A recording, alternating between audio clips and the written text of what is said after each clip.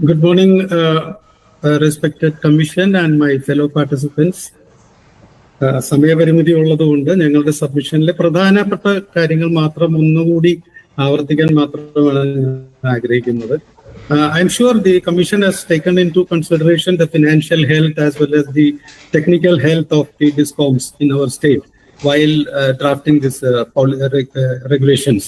However, these data are not really available for the other stakeholders to comment on that. So for a holistic preparation of submission of our comments, we have filed an RTA for which we are expecting reply. So please consider this submission and this presentation as an interim one, not a final one. We have requested time to go through and analyze whatever data we receive from the respective agencies.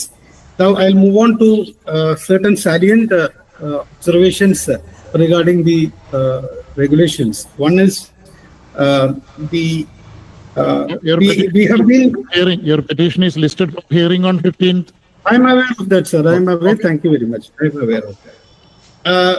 See, sir, നമ്മുടെ സംസ്ഥാനം വളരെ ambitious ആയിട്ടുള്ള green energy transition objectives പ്രഖ്യാപിച്ചിട്ടുള്ളതാണ്. Net zero, RE100, അതുപോലെ RE50, even 2030 RE50 നമ്മൾ പ്രഖ്യാപിച്ചിട്ടുള്ളതാണ്. അപ്പോ അതുപോലെ ഇതെല്ലാം Kerala state action plan for climate change, Kerala's industrial policy, ഇങ്ങനെയുള്ള പല കാര്യങ്ങളിലൂടെയും പ്രധാനമായും കേന്ദ്ര പദ്ധതികളായ PM കുസും, PM സൂര്യഘർ തുടങ്ങിയ പദ്ധതികളിലൂടെ എല്ലാം നടപ്പിലാക്കാനും ഈ മൈഗ്രേഷൻ സാധ്യമാക്കാനും 2030 സാധ്യമാക്കാനുമാണ് നമ്മൾ ശ്രമിക്കുന്നത്. പക്ഷേ ഇത്തരത്തിലുള്ള ഒരു റെഗുലേഷൻ നമ്മളിപ്പോൾ കേരളത്തിലെ പ്രമുഖ കൺസ്യൂമേഴ്സ് ആയിട്ടുള്ള റെസിഡൻഷ്യലും അതുപോലെ തന്നെ commercial may be lesser capacity അവർക്കൊക്കെ ഇതൊരു പിന്നോട്ടടിക്കുന്ന ഒരു റെഗുലേഷൻ ആയിട്ടാണ് ഞങ്ങൾക്ക് മനസ്സിലാക്കാൻ സാധിച്ചിട്ടുള്ളത്.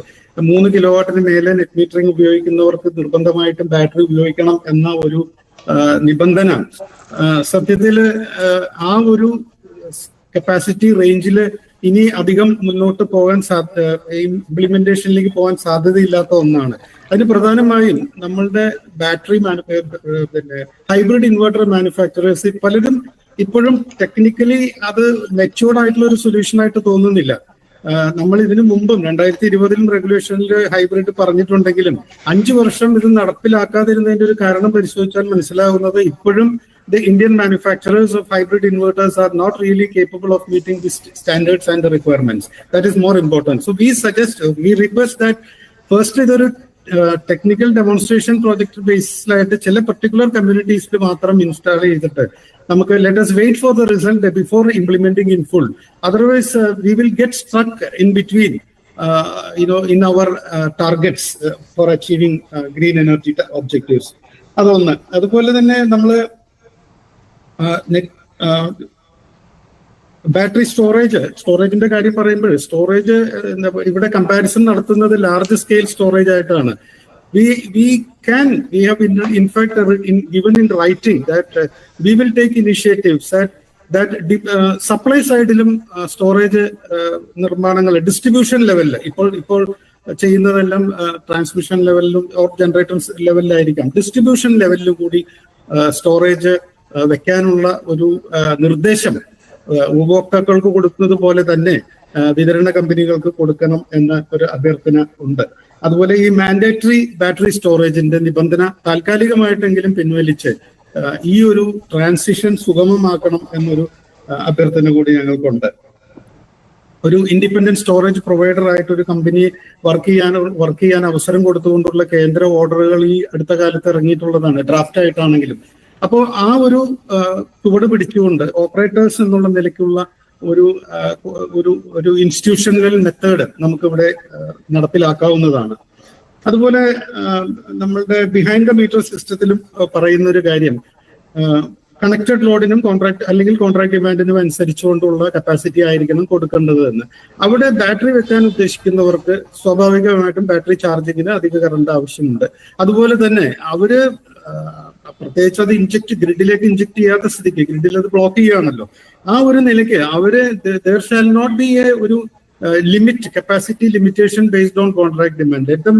Let them പല സ്ഥാപനങ്ങൾക്കും എനർജി റിക്വയർമെന്റ്സ് വളരെ കൂടുതലാണ്. അപ്പൊ അവരുടെ എനർജി റിക്വയർമെന്റ്സ് മീറ്റ് ചെയ്യത്തക്ക രീതിയിലുള്ള കപ്പാസിറ്റി ഫീസിബിലിറ്റി കൊടുക്കണം. അതനുസരിച്ച് ഈ ഒരു പർട്ടിക്കുലർ റെഗുലേഷൻ നമ്പർ 9.4 അത് ഒന്ന് അമെൻഡ് ചെയ്യണം എന്നൊരു അഭ്യർത്ഥനയൂടെ കമ്മീഷനോടുണ്ട്. Sir, 4 minutes ആയി. Please conclude. ഓക്കെ, അവസാനമായിട്ട് ഒരുപാട് കാര്യങ്ങളുണ്ട്. പ്രധാനമായിട്ടൊരു കാര്യം കൂടെ പറഞ്ഞ് അവസാനിപ്പിക്കാം. ഗ്രിഡ് സപ്പോർട്ട് ചാർജ് എന്ന ഒരു പുതിയ ഒരു തുക ലെവി ചെയ്യാൻ തീരുമാനിച്ചിട്ടുണ്ട്. നമ്മുടെ രാജ്യത്ത് ഇപ്പോൾ തമിഴ്നാട് ഒഴിച്ച് ഒരു സ്ഥലത്തും ഇത്തരത്തിലുള്ള ഒരു ചാർജ് ലെവി ചെയ്യുന്നതായിട്ട് മനസ്സിലാക്കിയിട്ടില്ല. ഇത് വളരെ റിട്രോഗ്രസീവ് ആയിട്ടുള്ള പിന്നോട്ടടിക്കുന്ന ഒരു സമ്പ്രദായമാണ്. നമുക്ക് അതിന് പകരം നമ്മുടെ RPO ഉപഭോക്താക്കൾ അവരുടെ RPO ഡിസ്ട്രിബ്യൂഷൻ ലൈസൻസിക്ക് കൊടുക്കുന്നുണ്ട്. അതിനു പുറമെ വീണ്ടും അവരെ ഒന്നുകൂടി ചാർജ് ചെയ്യുക എന്നുള്ള ആ ഒരു നയം ഏകപക്ഷീയമാണ്. ദയവീത് അത് പിൻവലിക്കണം എന്നാണ് ഞങ്ങൾക്ക് അപേക്ഷിക്കാനുള്ളത്. സമയപരിധി കൊണ്ട് കൂടുതൽ പറയുന്നില്ല. ഞങ്ങളുടെ സബ്മിഷൻ, ഇന്റർനെറ്റ് സബ്മിഷൻ ബഹുമാനപ്പെട്ട കമ്മീഷനിൽ എത്തിക്കാണുമെന്ന് വിശ്വസിക്കുന്നു. Thank you very much.